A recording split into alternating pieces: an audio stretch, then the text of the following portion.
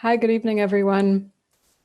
Thank you so much for joining us tonight. I'm going to wait just a moment as we have some folks joining us just as we go. My name is Natalie Bell, and I'm a curator at the MIT List Visual Arts Center. And we are really honored and grateful to be co-hosting tonight's program with the Contemporary Arts Center Cincinnati.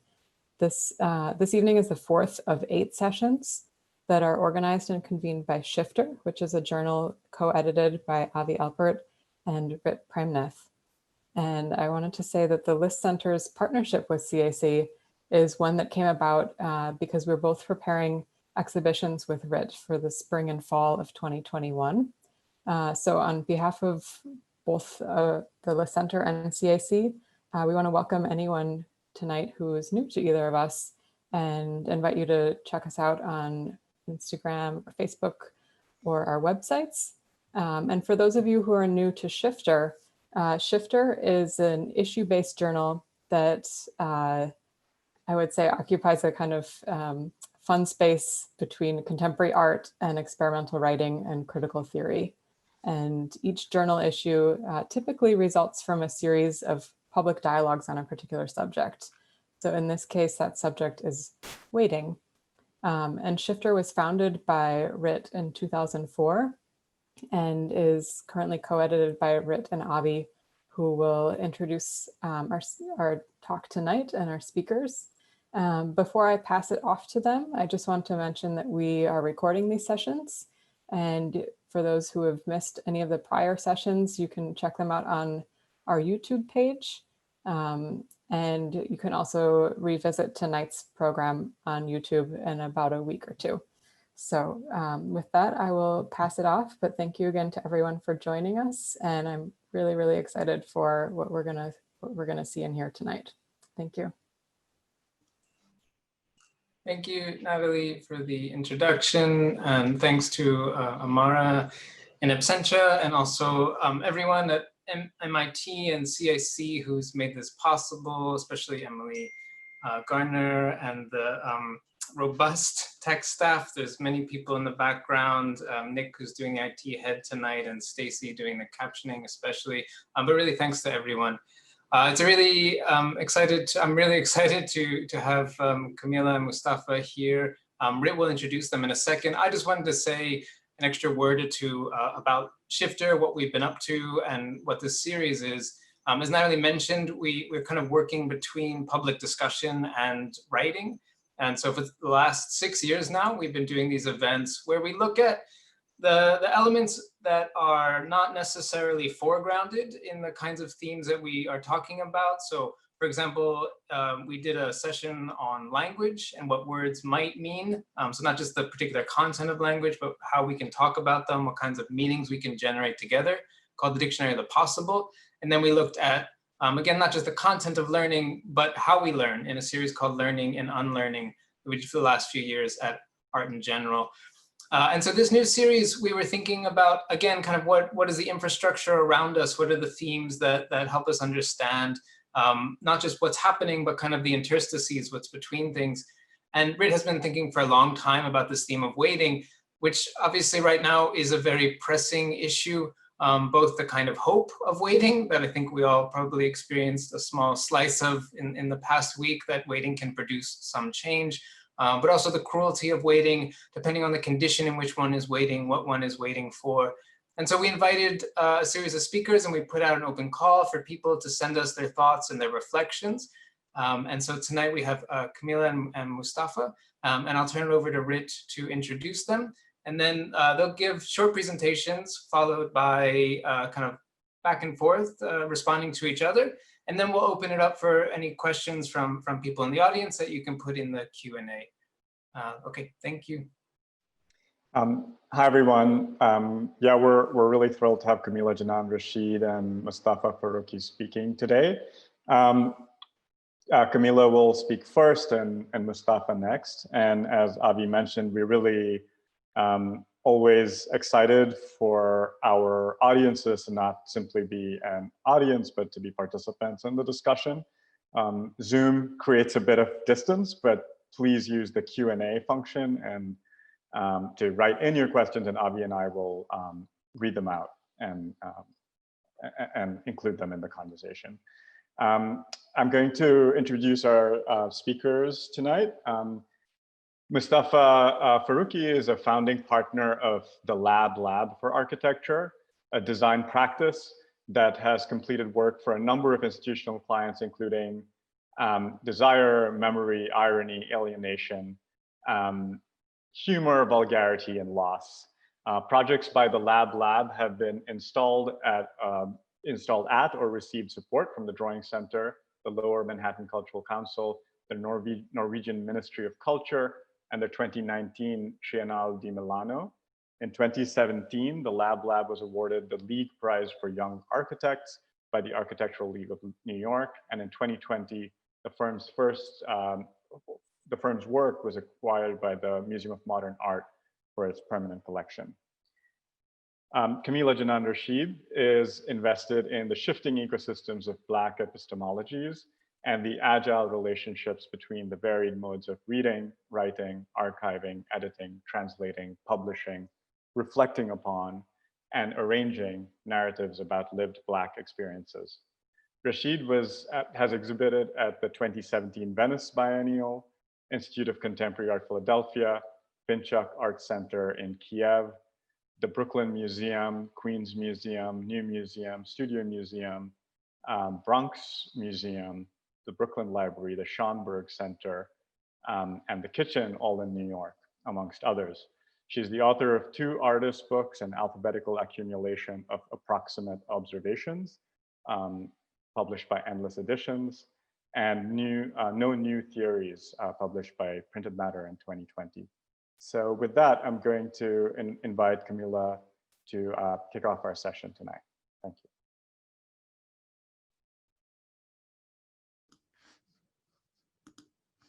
Awesome. Can everyone hear me?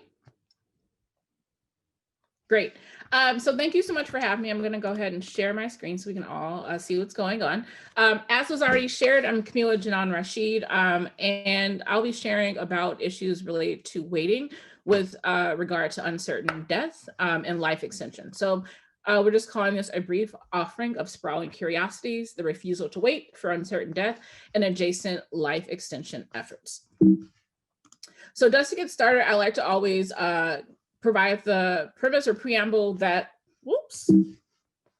that my mouse is very sensitive, that I identify as a learner, which for me means that all the work that I do is deeply provisional. And my practice is organized not around me making expert assertions, but about me learning and thinking and researching alongside others. So everything I'm sharing today are sort of my provisional thoughts and observations and tinkerings and thinkings. And I'm hoping that we can learn alongside one another after this discussion. So what we're talking about today is waiting. And I wanted to spend a moment just breaking down my understanding of waiting as a form of uncertainty, right? This notion of staying in one particular place as if you're in a holding pattern until sort of waiting around this vague preposition to figure out what's coming next. And there's sort of this assumption that we are supposed to wait. We are supposed to be in sort of this holding pattern in anticipation for something else. And we recognize that waiting is not something we all enjoy doing, but waiting is something that's part of our everyday existence. And when we think about uncertainty, we're thinking about something that's unknown, something that's incalculable, something that's a leaky vessel, constantly waiting for the thing that we have not yet defined. And so I'm very fascinated thinking about. I've been there, so I know they keep on saying, go slow. That's just the trouble. Too slow. Washing the windows. Too slow. Picking the cotton. Too slow. We're just plain rotten. Too slow. Too damn lazy. Too slow. Our thinking's crazy. Too slow. Where am I going? What am I doing? I don't know.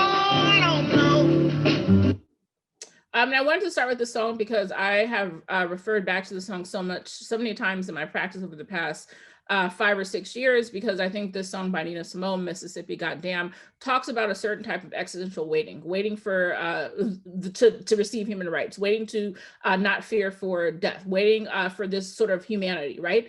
or at least perception that you were human enough to have access to certain things.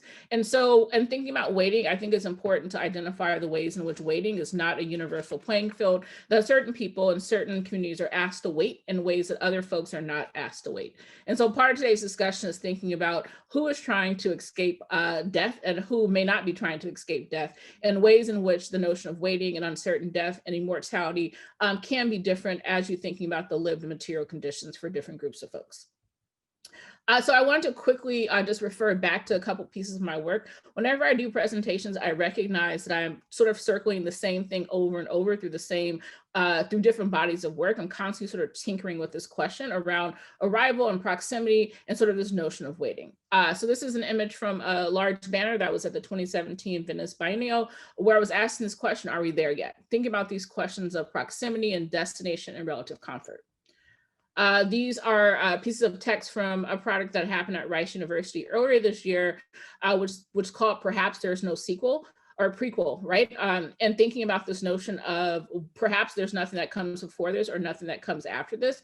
And if that is the case, what does that mean for our notions of apocalypse, the end of the world? What does that mean for our understandings of futurity? And so how I sort of arrived at these conversations around waiting and the desire for certainty around when death will come, it sort of came through my study and sort of investment in thinking about apocalyptic and doomsday cults and just efforts at predicting the end, right? And so with all these predictions and all these attempts at creating these doomsday cults, amongst many of those efforts is this desire, this promise for a certain or predictable end. The end of this world will happen on this particular date at this particular time, and my life can sort of be organized around this very clear point, and that my waiting then has a certain type of significance. With that being said, I always like to point out Christine Miller. She was one of the women who was in Guyana during Jim Jones and the People's Temple, that massacre that happened there. And she was a Black woman who actually spoke up in one of the recordings to actually say that we have the right to choose our destiny. We have the right to decide when we die. And obviously he had other ideas. And so I'm fascinated around this tension within doomsday cults and apocalyptic communities between the collective waiting for a particular point and this sort of individualized understanding. And so I'm thinking about a lot of work. I'm constantly thinking about calculation, constantly thinking about these notions of rapture. Is it close or not? Thinking about convenient estimates, thinking about trying to figure out how we are saved, and being really invested in sort of thinking through what are the ways in which people are exploring issues of life extension and immortality. So with that being said, one of the first things that I encountered when I moved to New York in 2010, there was someone who was leaving these pamphlets outside of my door, outside of the building in 2010 and early 2011, which said the world was going to end on May 21st, 2011. The world did not end, at least did not end in the way that I had expected or in the way that they had expected, but was fascinated by this notion of being able to plot a date for the apocalypse on a calendar and started doing some research into other predictions that have been made throughout time around the certain end, this notion that I'm now going to be waiting for a very specific point. And you just saw that scrolling image. There was a list from Wikipedia, which I'm in the process of trying to source every single one of these to have some backup for them. But it's fascinating to think about since the beginning of time, we've asked for this moment of certainty around when we're going to show up, when the world is going to end, and what that actually means for our state of urgency and what it means for us to wait. And so before we get into some examples of immortality and life extension technologies, I was in this process of trying to figure out what do we mean when we're talking about death? Is this a matter of biology? Is it a matter of perception? Is it a matter of both? And came across some really interesting headlines that sort of pushed me into this context of thinking through the ways in which our understandings of death are not as clear and clean cut as one might imagine. I found this really interesting article about scientists who are using loudspeakers to sort of mimic life amongst dead coral reefs in order to get fish to flock to them. And it made me think about death being something perceptual versus biological or chemical. There's this other element of a Michigan woman who was dead for 5 years, but no one knew that she was dead because her auto payments continued even after her death, and thinking about ways in which our technology sort of extend the perception of our livingness. There's also Cotard's delusion, which is the perception that you are both dead and immortal. There are these different insects and different animals that are able to sustain large amounts of radiation and live beyond that. And then of course, there's apparent death, or playing possum, which is basically not being dead, but pretending that you're dead, and what apparent death means for our perceptions and understanding of death. So no one likes surprise endings. And under capitalism, where we can all sell the promise of eternal life, we see the emergence of life extension and immortality industries. And I've spent the last couple of months listening to lots of podcasts about the wellness industry, about life extension, about immortality. And it's been fascinating to think about the ways in which everything is a commodity. And so I came across this website called First Longevity, which seemed like a site that was aggregating lots of different longevity and immortality technologies and efforts, and was fascinated by a couple of things. Fascinated first by just like the branding, but also interested in the way in which the longevity economy is sort of spoken about in terms of market share, and encourage people to get on the ground floor, around this technology that can extend lives, and to allow people to live for forever or for as long as we can imagine. And so with life being a consumer good, being a commodity, the notion of an extended immortal life is yet another consumer good. And obviously we won't have time to talk about all those implications, but it's important to think about life as something in which we can purchase ourselves into a better life. And the notion of being able to purchase yourself into an extended or immortal life is a very interesting and ethically fertile environment to sort of think about. So with these questions, there's this large question around immortality for whom? And then this other possibly not as important question, which is, what do these forever alive people plan to be doing after the rest of us who could not buy immortality die off? And so there's this really interesting question for me around like, and then what?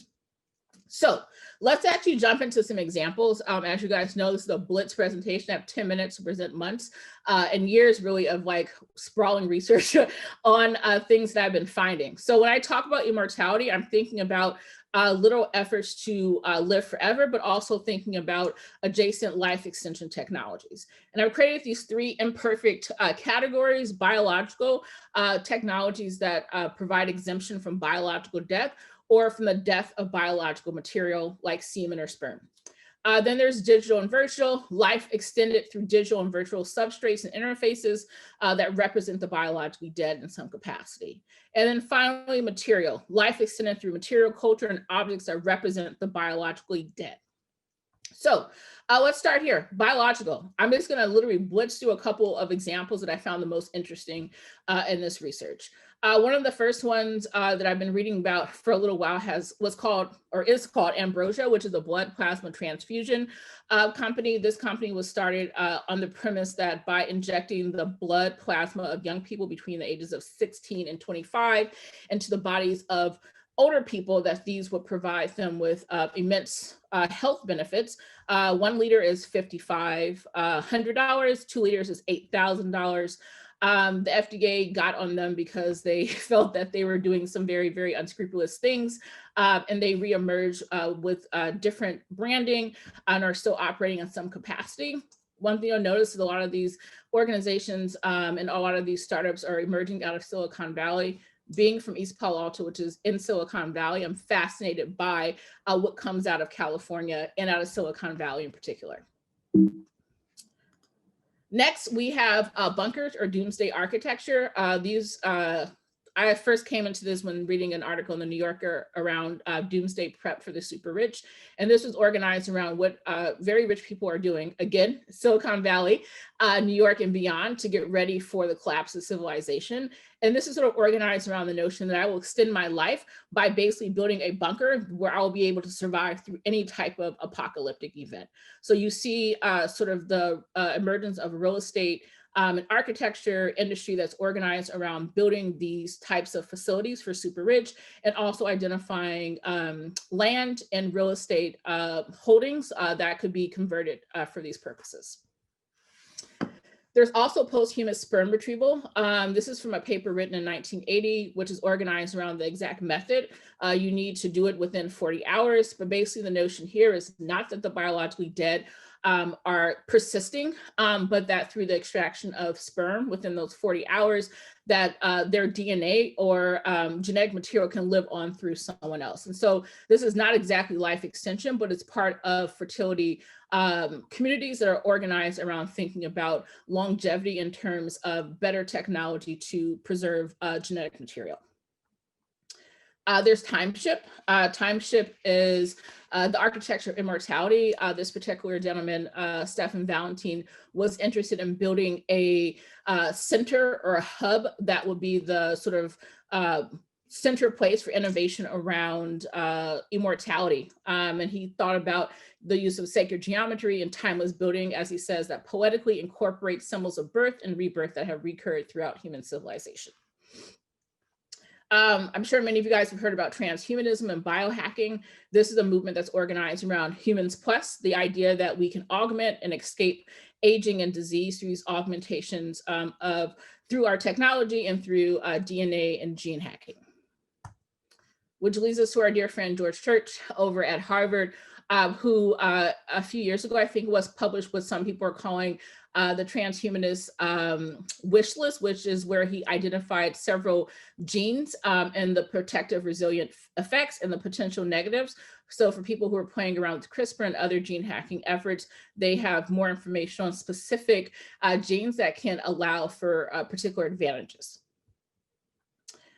This was fun and scary. I just want to pause here to say that putting together the slide deck in this presentation was quite disturbing, to be quite honest. One of the things I came across were the Radical Life Extension Foundations, which are a collection of organizations that are organized around life extension and immortality as like a social movement. In fact, the Coalition for Radical Life Extension says, most recently, we have seen a transformation in attitudes towards gays to the point where a sitting US president voices support for gay marriage. This is the scope of change we want to realize and how radical life extension is viewed by the public at large. So in many ways, for folks in the radical life extension community, thinking about this as an actual social movement. And so that organization, Maximal Life Foundation, People Unlimited, and the Sierra Séances, they're all organized around looking at technologies that are going to extend life, physical life, to be here forever. There also are some life extension children's books. This one is particularly interesting. It's called Death is Wrong. And it is based on the premise that death is in fact wrong and that people don't have to die. And so this is sort of a book for young readers to sort of get into the notion that death is indeed wrong and we should be doing everything within our power to actually work against it. And then this notion of the wellness industry, which we all participate in, whether we know it or want to or not, which is organized around these notions of eating towards immortality, thinking about diet culture and the ways in which we exercise towards or move towards or try to extend our lives. We're going to move quickly through the last two digital and virtual examples of life extension and mortality. I'm sure many of you guys heard about how Kanye West got his wife, Kim Kardashian, a hologram of her father using deepfake and AI technology. I'm sure some of you guys also heard about the Parkland student who was killed. His family invested in using AI and deepfake technology to create a video of him encouraging people to vote. With that being said, we also have the emergence of something called digital embalmers and digital twin maintenance. Digital embalmers is exactly what it sounds like. They're the people who are responsible for helping celebrities and brands and influencers plan their digital afterlives, which means that they're in charge of helping them maintain what will their digital presence look like once they're gone and maintaining their digital twin or the digital representation of their real world self. Which brings us to whole brain emulation, which some of us have heard about through science fiction, but the idea that we could literally upload our brain to a substrate or interface and that someone can interact with that avatar in the future. We're going to end on this note of life extension efforts that are sort of in the realm of material or things that literally exist to extend or an object that represents the extension of life.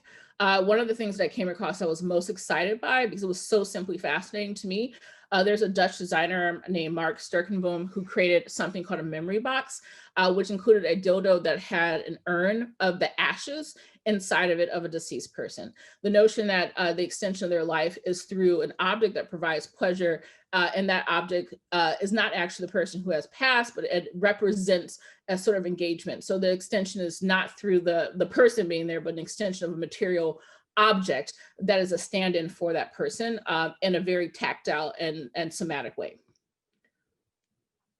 Some of you guys may have heard of Arch Mission Foundation. It's a foundation that is creating a backup of planet Earth. Literally, they are trying to create a backup of all information that exists on Earth. So in the event that this world ends, if someone were to find this archive, they could reboot the world as it were at that time, or at least be aware of what the world was like at that time, which is similar to the Memory of Mankind efforts, which are also, I guess, just for mankind. I guess no one else gets archived in this effort. And then before I just add my closing thoughts, I wanted to end on this notion around spiritualism, seances, and ectoplasm. Ectoplasm amongst occult and spiritualist circles is sort of this material that sort of exudes during a seance. That's sort of a representation of the spirit they're engaging with. So it's an object that represents the dead, or the dead they're speaking with. And so it's fascinating in this, particularly with regard to the notion that we're constantly thinking about this leakiness between living and death, and that everyone is engaged in these efforts, even in religious and spiritual communities. And while the other examples are around life extension through particular technology, through particular material, this is life extension through performances of presence and the creation of material that represents that. So as I wrap up, I've been, as I said, thinking a lot about apocalypse and life extension and immortality, and came across something that I had come across a couple of maybe a year or two ago when preparing another presentation. Joshua Bennett writes this essay in the Paris Review where he's talking about apocalypse and poetry. And he has something where he says, we desire the end of the world because of Black love that demands such radical dreams. And before that, he says, what appears as apocalypsism in Williams is also always and already, I think, a form of Afrofuturism, a willingness to take seriously the idea that any apocalypse is also quite literally a revelation or an opening, one wherein Black human beings can improvise a radically divergent way of sharing the planet. And this made me think a lot about who exactly is invested in the persistence of this world under these conditions, and what does it mean to seek immortality under these conditions, under these constraints, and who is in the privileged seat to say that I actually want to live longer through this, and what these immortality technologies reveal about the people who are creating them, who are persisting, who are pushing them forward, who are investing in them, and what does it mean that people are willing to invest in immortality technology, which is life extension for a few, and we have not yet been able to even guarantee basic living conditions for everyone. So I want to end there because I know I am past time. This is my contact info, and I'm looking forward to chatting with everyone. Thanks. Thank you so much, Kameelah. You covered a lot of ground there. And I want to invite Mustafa Faruki to join us now. Okay, great, thank you. Just checking to see.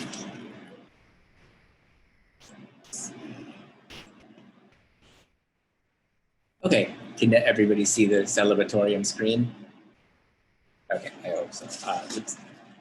Yes, we can see. Okay, okay, awesome, good. I'm so nervous about this. Okay, thank you so much, first of all, to Reed and Avi and Emily for all of the logistics and doing this. And thanks so much, Kameelah, for your presentation, because just as you were talking, I was like taking notes and already rethinking some of the things that I'm going to talk about. So there's going to be even some new stuff here right now that isn't completely baked yet.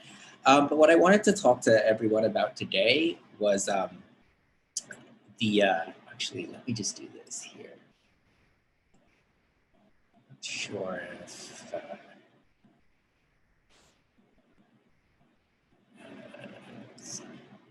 I'm just going to share my video to realize that was off. So the project I wanted to talk to you today was about called Celebratorium. It's a final housing solution for the involuntarily unmarried.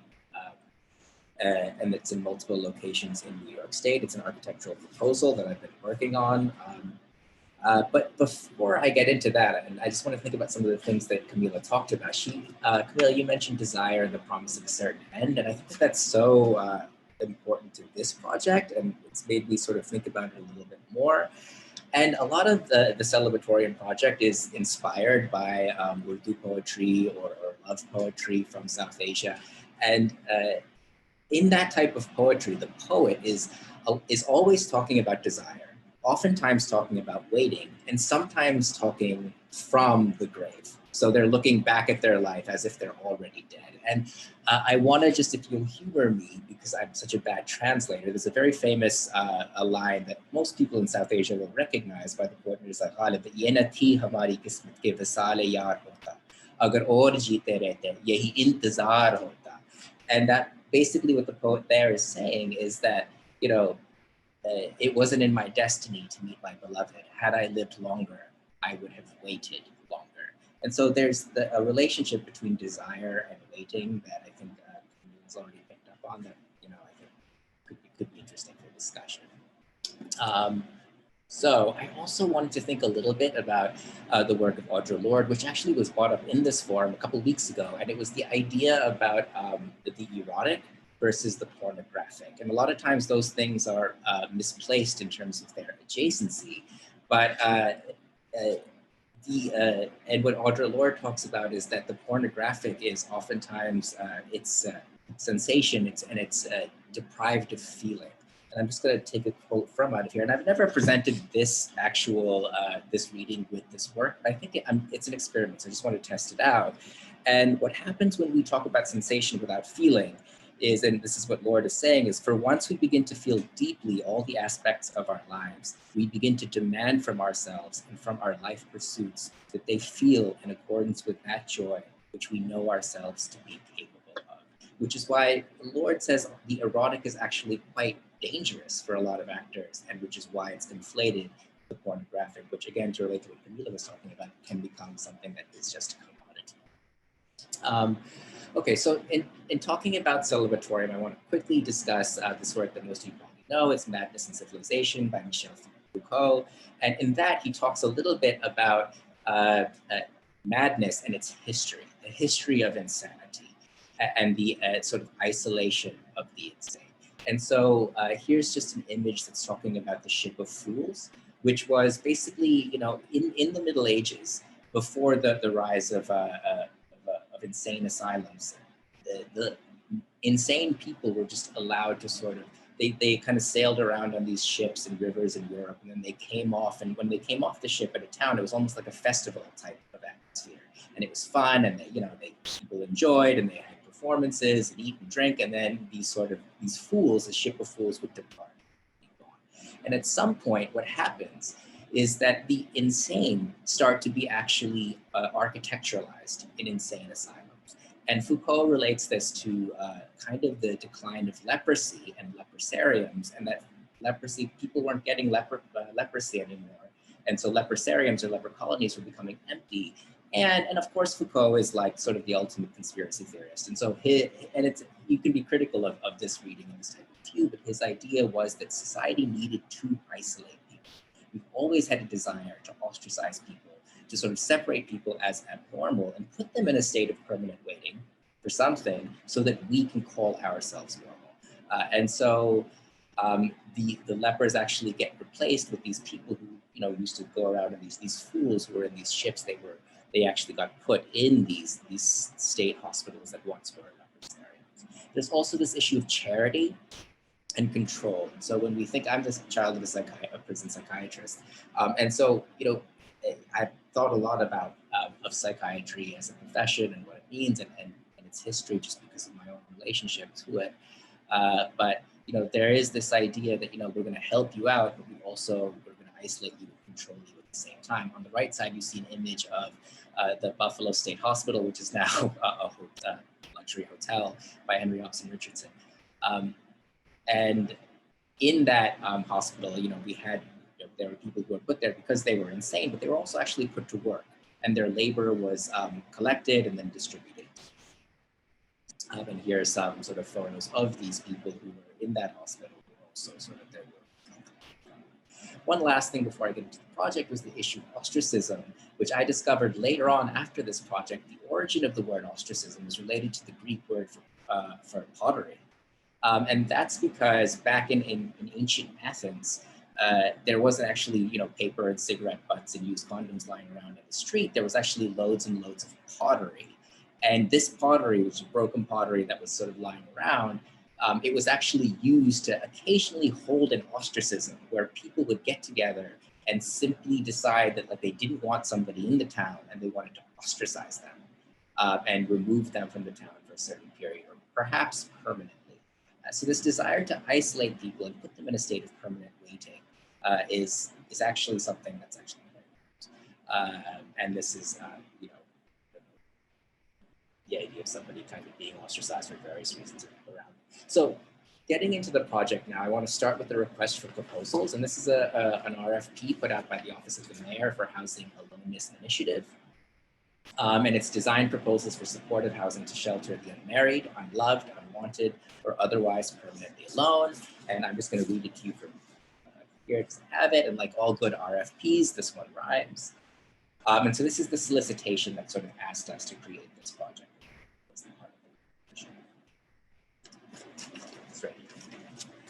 Whereas the city has foreseen the need for housing new, where all the single women and men can go and fuck off to. Whereas aloneness always is a sore to the eye, we want a home for the alone to live in and finally die. Whereas sequestered in their grief, they must somehow be fed, we seek designs that day to day give dwellers their daily. Whereas humiliation does demand to be seen, we seek, it seems, the kind of schemes that function as a latrine. Whereas this kind of housing scheme can only come at cost, we seek proposals that recover the money that is lost. Whereas, of course, we're in no way assholes beyond belief, this housing should, at minimum, offer some relief.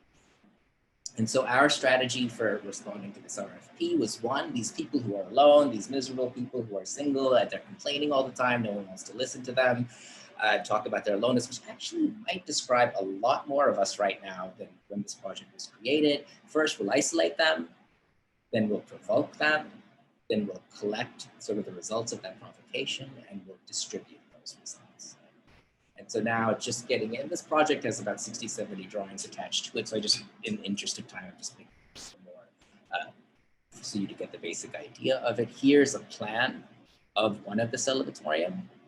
Here's where the dweller actually lives. And this is a permanent housing solution. So the dweller is going to go into this knowing that they're going to be single forever and that this is going to actually become their final resting place. So this is where the dweller lives. There's also a service corridor which connects above so that the dweller can still contact the outside world while they're still alive in different ways. Here's an elevation of the dwelling. And there's that sort of connection to the service corridor. Here's a perspective view, and you can see down below. This is where the dweller will live, but above there's a kind of pavilion. So visitors can come in the same way that you might visit a memorial or a grave. You can visit this permanently alone dweller and engage with them while they are still alive. Here's a zoom in to that dwelling. And this celibatorium, all of them are connected to each other via video screen. So you can see that there's basically, other people in other dwellings who are sort of connected with this dweller, all of them permanently in this situation. The interesting thing here is that while the dweller below in that permanent residence is looking at other people in this sort of situation of aloneness and waiting, people above, visitors above, can actually see what that dweller is looking at as well. But it doesn't really matter, regardless of how humiliating that sight might be. It doesn't matter because nobody is there to act. When you can't see other people humiliating you, then you actually kind of take that power away from them, right? Because those people can't see you being humiliated. And this kind of relates back to what Kameelah was talking about in terms of the isolation and the removal of people actually. One could imagine that this situation is carceral, but you could also imagine it as maybe liberating, right? In the same way that people with loads of money want to somehow isolate themselves and want to create a situation of permanent life for themselves. There's also another bit of this that the planks are developed with these special bungaroo bell type things underneath the planks. And so as the dweller is walking around, the sound of their walking is transmitted above via this sort of telephone can system. So you can actually hear this dweller kind of going through with their life and their waiting. Just getting to the issue of collection, one obvious thing would be the dweller's shit, which could be very easily collected and composted. So you see right here, we zoom in, the dweller defecates, and then right here, you can see there's the shit down below, which gets pushed out into a dumbwaiter. Really underrated dumbwaiters. I think that we should have more dumbwaiters in our life. And then the shit gets carried upstairs. And then if you pay a little bit of money upstairs, you can then collect that shit and use it. It's composted and you can use it as compost. So here we're actually thinking about how we can collect from the dweller. All of their sort of their angst and their isolation actually becomes sort of a profit. And that's that bit. Of course, if you're living in the celebratorium, you're going to need loads and loads of alcohol to get through, get through your waiting. And so we developed this thing where if you visit the dweller pavilion above, you can pay a little bit of money, you can buy some yeast and other with your water and create this sort of moonshine that eventually will go down to the dweller that they can drink. That will obviously produce some sort of hangover, which you can also use to collect money because you can visit the dweller pavilion site, pay a little bit of money, and then some kind of painkiller, hangover painkiller situation will be delivered down to the dweller. One other thing to think about would be the idea, this is on Meeker Avenue, right next to the Brooklyn Queens Expressway, is to give the dweller sentimental photos, and I'll tell you why in a second. Here's something where you can drive by, the dwellers below, it's underground, you can drive by and you can drop into this little thing, a sentimental photo, something that's going to make the dweller really upset or really sort of provoke a lot of emotion, right? And that photo, kind of like in the same way if you live in the burbs, there's those drive-through banks. In the same way, there's a pneumatic tube delivery system, and that sentimental photo is delivered down to the dweller. And they'll see that maybe it's a former lover or an unrequited love and pictures of their wedding. And so the dweller will look at that. Needless to say, that combined with the liquor is going to cause crying. And then that crying will actually produce tears that can also be collected and harvested for loads of different use. And Kameelah, you and I were talking about this before. Here's some possible uses. One common sort of thing, at least in South Asian cultures, that you can use if you have a shoelace or any kind of knot, you can use water to untie that knot. And it's a good trick. I've used it as well. Some of you probably have too. So some of this tear water could be stored up here in this vessel and then be deployed. You could sort of, if you were walking down Richardson Street in Brooklyn, you can just put in some quarters if you see that your shoelaces are knotted, and you can have that with this tear water. The tear water could also be used to produce some really awesome coriander chutney through this hydraulic device. It could also be used to power or to supply a fire hydrant, the water coming in through here. And then speaking about other effluents, there's loads of things that the dweller might be producing that could be used and that could be sold later on. And this also kind of relates to what Kameelah was talking about in terms of the posthumous semen delivery. One sort of kind of closing off a little bit, but there's a kind of a thing here, at least in Western culture, about this idea if a tree falls in the woods and nobody's there to hear it, does it actually make a noise? And we kind of sit here scratching our heads, being really, really confused about this sort of conundrum. But in South Asian poetry, it's all been quite figured out.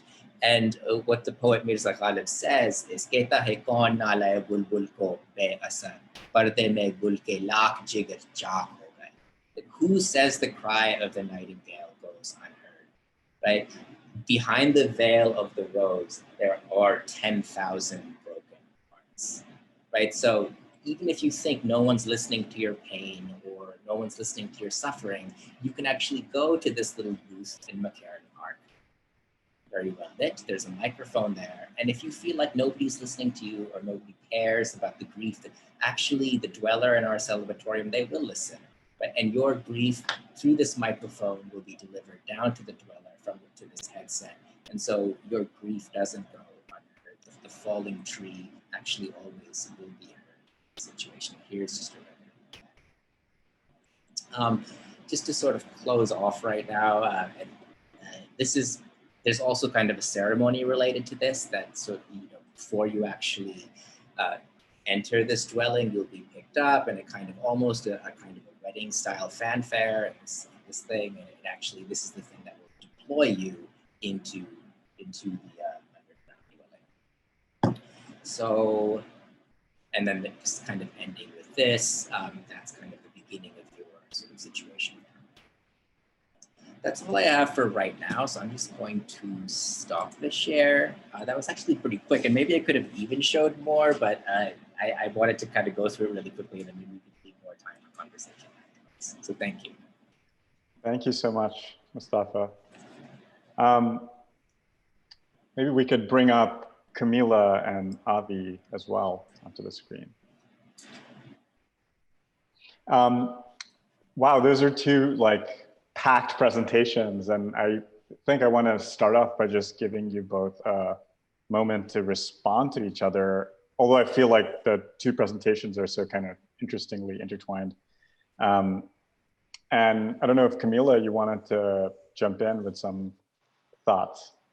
Yeah, I mean, I already told you, Mustafa, I was super excited to hear you present after you sent me the link. And I think one of the things that was most interesting to me was this notion that no labor is wasted. There's like a zero waste sort of function to this. And I think in particular, I'm thinking about sort of like emotional labor or labor that's effective labor that's a little less seen or less visible, the notion of making that visible in some capacity and then being able to instrumentalize it was really fascinating to me. I'm also, I'm wondering if you can talk a little bit about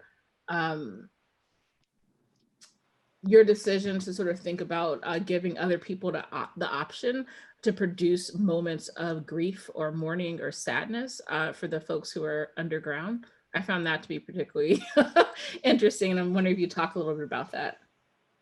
Well, I think that, thanks for that question. I think that,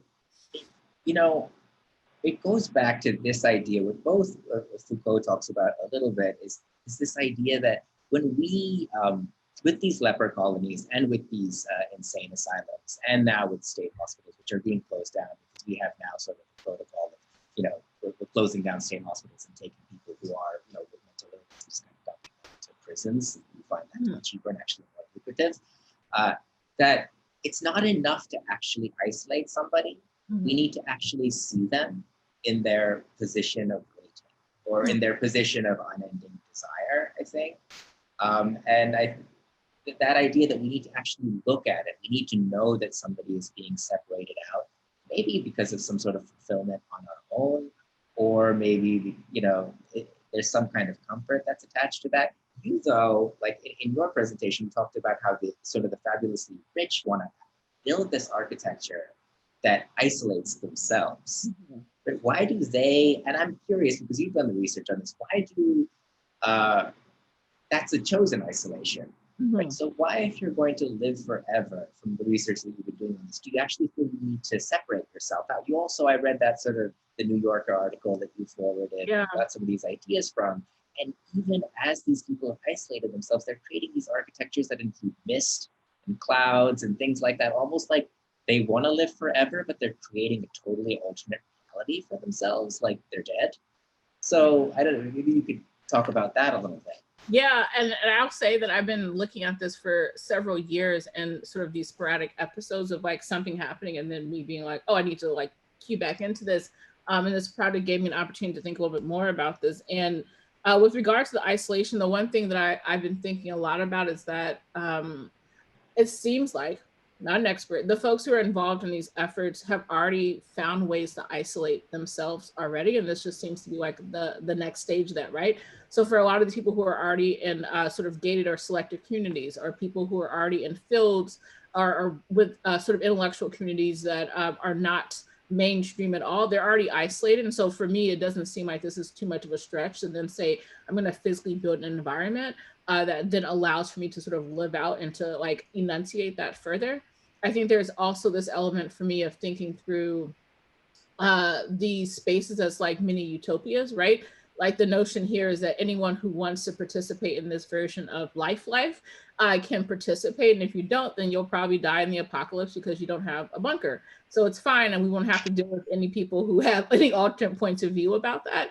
And so, yeah, whenever I think about this, I'm like, this seems very, very, this just seems like the highly technological version of what people have always done, which is build utopias or attempt to build utopias and to isolate people in the process. But I think what's different in this situation is that the people who are building these things are creating sort of I don't want any of this technology. I don't want to extend my life beyond like what I'm being given. But they're sort of creating monopoly around these technologies that extend their lives.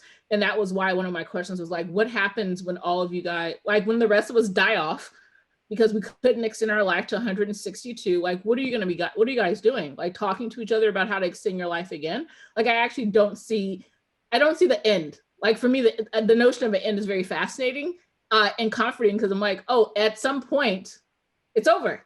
I don't know what happens after that, but it's over. So I actually intellectually, spiritually, cognitively just don't get what the desire for that extra 60, 80, 90 years is. Like, what would you actually be doing? I don't know. Also, you actually, and this sort of phrase that you brought up about the apocalypse as a revelation, right? And by maybe, I don't know if you're using apocalypse interchangeably with dying or with something else, but I love that turn of phrase, or that idea. Could you talk about that a little bit more? Yeah, so that was actually from Joshua Bennett. He's a poet, and he was writing this essay that was thinking about pastoral images, apocalypse within Black poetry. And he was thinking about the notion, to my understanding, of apocalypse, but not in terms of like, this is a sad, terrible point when we all die and the world is over and everything's terrible, but also thinking about it as a revelation, because the notion of fearing, the notion of wanting to supersede or exceed one's life beyond the apocalypse implies that things are going really well for you right now, and you want to stick around for longer, right? And for people who are in social conditions where like this is terrible and it's not a fun context to exist in, the notion of apocalypse may also offer an opening, a revelation, an opportunity to like create a new world. And so when I remember reading that from Joshua Bennett, I got really excited because I was like, well, yeah, why is the apocalypse always negative? Why is the end of the world always negative? Why is this idea that everything ends a negative thing? And I'm thinking like, it probably is for someone who's at the top of a social political structure. Like, you don't want to give up what's good for you. But for people who are not, maybe the notion that we have to like completely decelerate and take apart what we've already done to create something new actually is an opportunity. And so I was just sort of fascinated with that notion of apocalypse not actually being the end, but actually just like that moment that I think he talks about of an opportunity, a sort of gesture, a rupture for something new to happen. Okay, that's really interesting, because as I described this project, I was saying the sort of isolation could be a kind of liberation, but I think I'm going to just steal and plagiarize from you and from Bennett. I actually think that maybe that this could actually, rather than liberation, it actually, this kind of isolation could be a type of, or state of permanent waiting actually could be a type of revelation. Yeah, and I don't think all revelations yield things that everyone is happy with. So I not to like paint another like stage of like utopia, like, and then a revelation happens and then everything opens and there's a rupture and there's like, everything's great. But I think that each stage, each rupture presents a certain set of context and opportunities and challenges. But the notion that we can discontinue or stop a plot line or disrupt a narrative through this notion of like an apocalyptic ending is also fascinating to me. One of the things I found sort of interesting and distinct between the two of your presentations was that I feel like the celibatorium is so much about this sort of presentness.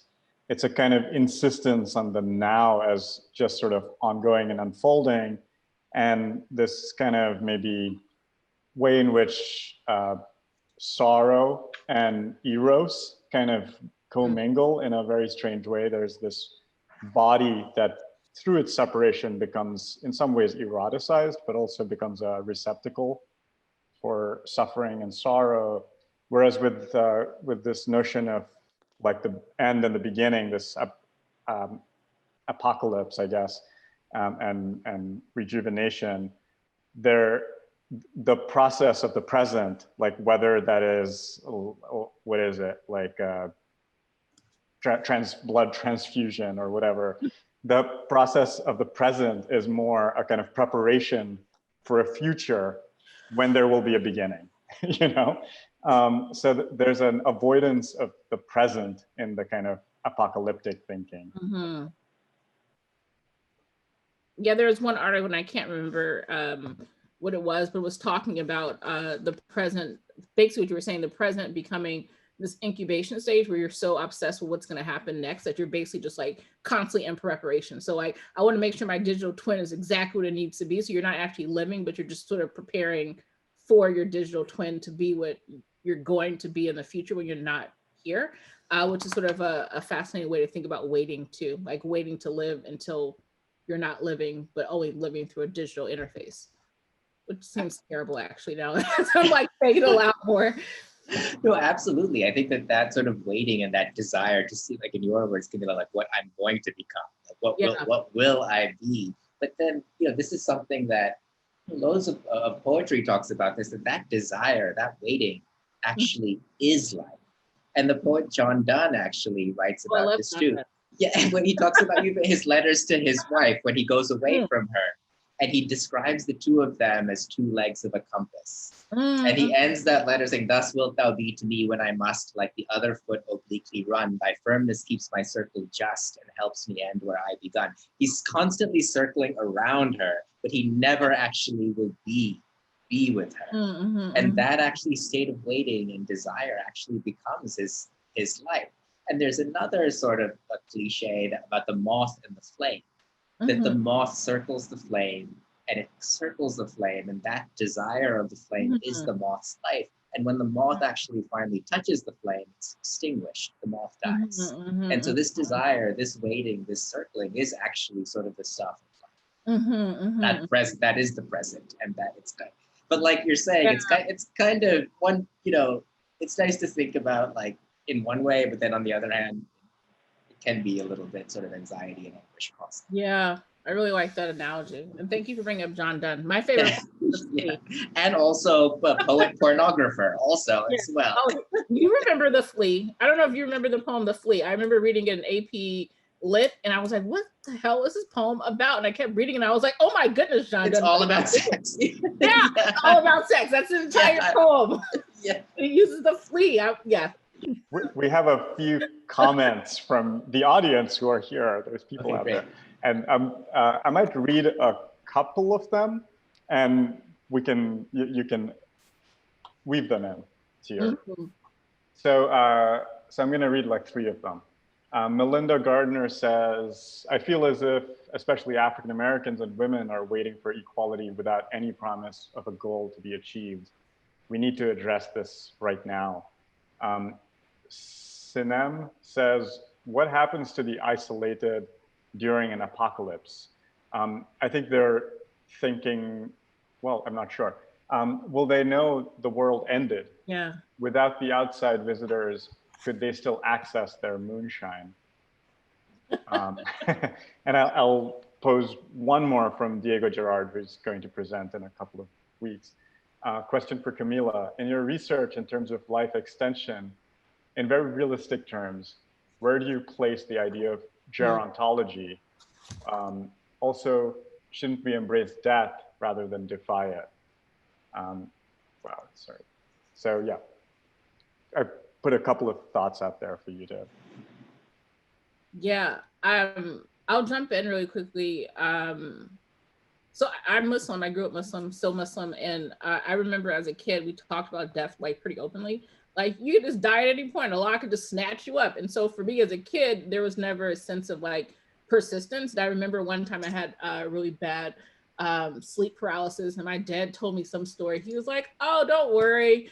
you were probably like in the middle of dying, and then you got like the opportunity to not die.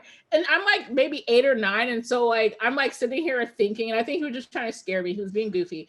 But I just think about the fact that like I've never thought about the escape of death, because it seems like just part of what needs to happen, right? And so and with this question around like, should we just embrace death in old age? My answer would be yes. I'm looking forward to being 40. I'm looking forward to being 80. I think when I'm reading a lot of the research that I've been looking at so far, there's this notion that of competition or conquering, or conquest over science, or conquest over our bodies, or conquest over nature. And that there seems to be a relationship to like almost Western notions around like learning and knowledge, which is that I need to capture it, I need to conquest it, I need to control it, versus just like letting it just actually sprawl and be what it is. And so for me, when I'm seeing a lot of these efforts, I keep asking myself, like, who are the people that are most invested in living forever? Why are they so invested in living forever? And what do they think the benefits are? And I often wish that maybe they're like, we want to live forever because we're going to try to figure out this world peace thing.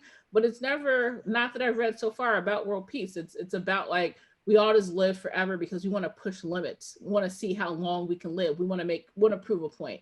And I'm sure there are other people who have other motivations, but just in the limited research that I've done, that's been sort of the effort. And I think so I think it was Miranda. I'm sorry. I think that was your name. I'm sorry. I think your question around what people should be waiting for is sort of the question that people have been asking since the beginning of time. If there's not a clear goal, and what exactly are we waiting for? And I think the Nina Simone song, Mississippi Goddamn, is so interesting to me, because I've watched several different performances of that same exact song, where she's talking about go slow, do it slow, this is taking forever. And in each of those songs, she improvises for the time. Because the notion is that that song is literally timeless. She could sing that song for the next 40 years and that song would still make sense. She could sing that song tomorrow if she were still here, and that song would still make sense. And so I think this question of what are we waiting for, thinking about waiting and the notion of the verb to wait, whether that's a passive or an active verb, and what the notion of waiting for something versus taking something. And I'm really interested in notions around like waiting versus going after. Yeah, I think I responded to somebody. Yeah, that's interesting. Because the question was interesting, but then you made me think about it. I also was raised in a kind of, I wouldn't say, I feel like saying secular is such a weird thing when you talk about Islam. Like I'm a, you know, or when people say, "Oh, I'm culturally Muslim," and I'm like, what does that even? I don't know. I know what you mean. Yes. Yeah. So, but there is this kind of transactional thing that happens, which is like, and you bring it up really well, which is, and you know, we had parents talk. My parents talked to us about this too, and we were always scared of dying.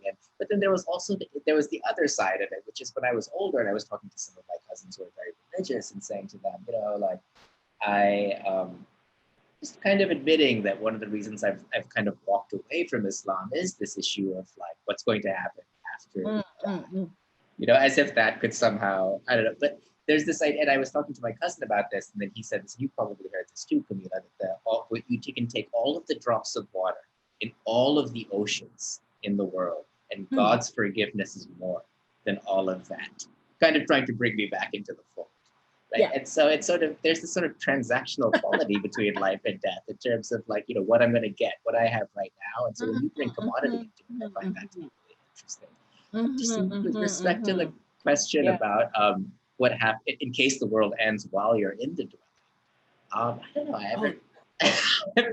haven't gotten that far, but that actually poses some interesting questions, and maybe I'll have to get some interns to actually to look at that. I'm sort of curious about this notion of uncertainty, and I guess the way you talked about it, Kameelah, like with this sort of the amount of uncertainty that surrounds this notion of waiting. And I'm thinking about like the difference between, say, this sort of the dweller in the celibatorium, for whom it's not clear to me what the goal is, right? Like it's a waiting without end. I mean, end is death, I suppose. But whereas the kind of people who are waiting to live forever or waiting for the apocalypse, even if the goal is somewhat just odd or uncertain, there's still a kind of, there's something there that they're aiming towards. It seems like these two different qualities of waiting that way. Yeah. But like in some ways, I feel like right now in COVID times, there's a bit of that feeling of the anxiety of not knowing how to make a plan, right? Yeah. Yeah. Well, I mean, I wonder also in relation to that, and whether in terms of emergence or the plan that you would kind of make. This project is actually older than COVID, although for me now it has so much resonance. But I wonder if on so many different levels, there might be people who actually appreciate living in their current COVID celebratoria, who appreciate not having to leave home, having to deal with an outside world that can be highly problematic. I think that's actually less related to your comment than more related. But I know people who have no desire to go back into the outside world to meet these students who, have, with their ideas and their bad hygiene and all of these things that teachers sort of like are like, oh, we're so grateful that we could just meet people like in this way.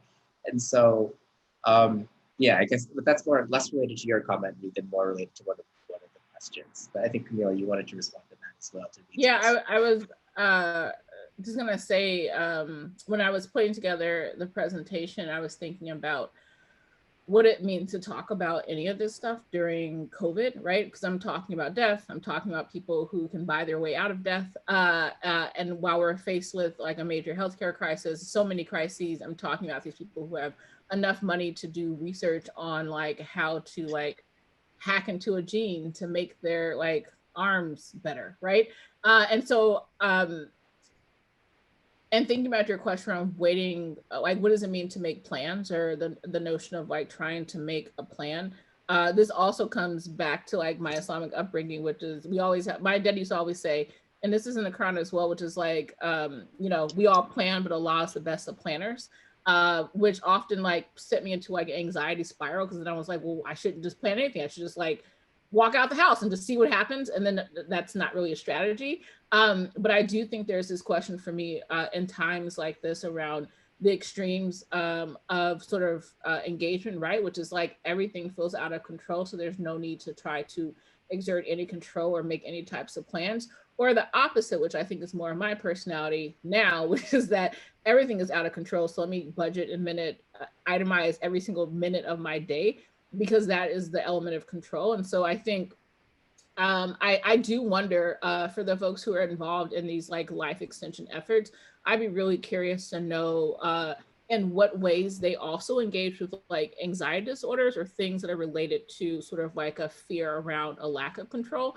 which is not to create a pathology around these people and these people who are involved, but I'd be really interested, because as I struggle with my own anxiety, I also am thinking like, I can see how this could be a really comforting line of thinking. Like I could do a certain amount of research, I can take a certain amount of pills, I could do a certain amount of intermittent fasting, I can get a certain amount of blood liter infusion, and that's going to guarantee something. So I think this notion of trying to create control in the midst of extreme precarity, but then the question then becomes again for me, like who has the rights to that sense of control and lack of precarity? And what does it mean that a few people have that, and what are the sort of implications for everyone else who does not have access to being able to like get blood infusions, which is so wild to me. So that's interesting. I mean, and I want to ask you, Kameelah, like other people can sort of maybe chime in on this too, but I mean, architects and planners, we work together, but we also secretly hate each other. And so I'm wondering do you think Allah is a good planner? I think that, because I think that he's like, Allah is a good planner. I mean, he's like a decent urban planner, right? Like he's got, or is he, or are they a terrible planner? I mean, that is, I've never been asked that question, but that's like the best question to come up in a I don't know the answer to that, right? Like the respectable thing to say is like, yes, absolutely, he is the best planner, right? But yeah, I wonder what our metrics and criteria for that are, right? I mean, if I were to think about it in ecological terms, I would say he's an excellent planner in the sense of like all the organisms that exist on this planet have these great capacities for like agility and adaptability. Like the notion that like if we are cold, then we have strategies for that. If an animal needs to camouflage, they have a strategy for that. If a cotton top tamarin monkey needs to escape being listened in on, they know how to whisper. If a hawk moth needs to like get away from a bat, they can like vibrate their genitalia to like interrupt echolocation, right? All these things are possible. So I'm like, yeah, planning went really, really well, right? And our shit smells so bad that it guarantees that we won't eat it. So I think for all these like moments where you're just like, yeah, do you see how intricately these things are planned? I think the element that's so interesting to me about this question is like whether Allah's planning is organized around being able to control every single thing that happens, or just being like, go out there, guys, and figure out the next steps. Because I think for me, I'm like, wow, I feel very grateful and blessed that I have the capacity to think and engage in these conversations and make choices. But someone else could say part of the poor planning was giving people the opportunity to make a series of choices, which could like be destructive, right? So we're gonna vote yes, excellent planner. Yeah, but that's a fascinating question. I'm not gonna be able to stop thinking about that today. That's a really, really great question. I might just offer a, I grew up with the kind of parallel Jewish version of this, which was my mom always saying, if you want to make God laugh, make plans. And there's just something kind of humorous, and I got that really from Mustafa in your work, but there's also this just incompleteness, right? That makes all of these things quite funny, right? Every time we try and do something or put something together, it always slips away. And it's something I know Bashir Jan has written a book on Islamic philosophy that, puts incompleteness at the center, right? That the universe is not made, but is always kind of evolving and being done and redone. And that image, Mustafa, that you gave, the moth kind of circling around, if it does it the same, or if the world becomes complete in some way, right? That's actually the end, right? That's not living, that's not moving forward. The end of waiting is sort of, that really kind of clicked for me tonight as you guys were speaking. But I really like this, I think that's also the refusal, Kameelah, that you're talking about, of not, that the refusal of immortality is not just the privileged aspect of it, although there's that kind of socio-political condition, but that there would be something wrong about not having a life that appreciates death and end and limitation. And I think that is about then, other generations taking up these tasks. That it's not fully up to us, but it's up to us to kind of leave the world a little incomplete, maybe like less terribly incomplete, maybe like a little more formed in some way. I don't know if either of you, we're a little over time. I wanted just to kind of say that as my appreciations for the richness of the thoughts and the dialogue that you guys put on the table. I know we're a little over time. I don't know if anyone had a kind of final thought or question that you wanted to put out there, or if not, we can wrap up. Kameelah means, it's related to the word for complete, right? Kamil, yes. Kameelah. Yeah. I'm named after my dad, whose name is Kamal. I was named after him. But my middle name is Janan, which implies something that's sort of like hidden or concealed. And then my last name is Rasheed, rightly guided. So I always make this joke that like my middle name is sort of between these two things that are organized around certainty. So Janan is like less certain. And then my first and last name are like these things. So I feel this pressure. And Avi, as you were speaking, I got super excited because it reminded me of Surat al-Kahf, which is the 18th chapter in the Quran, and Muslims are encouraged to read on Fridays. And there is the second to last ayat or verse. It basically says, basically like if we were to use the ink of the ocean to try to write the words of the Lord, sooner will the oceans be exhausted before the words of my Lord.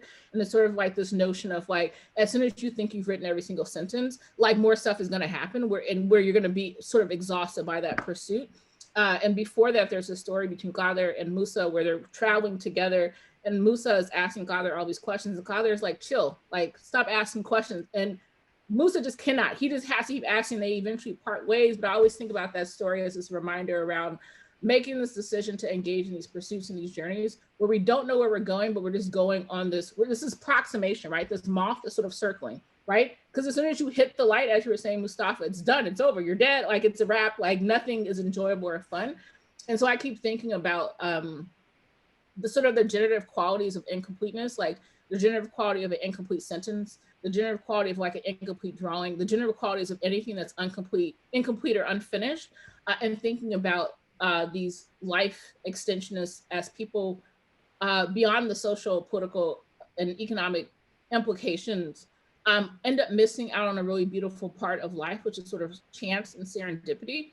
And seeing what happens. And so thinking about a world where you sort of extract and remove that, and that becomes an excess that you don't deal with, is super fascinating to me.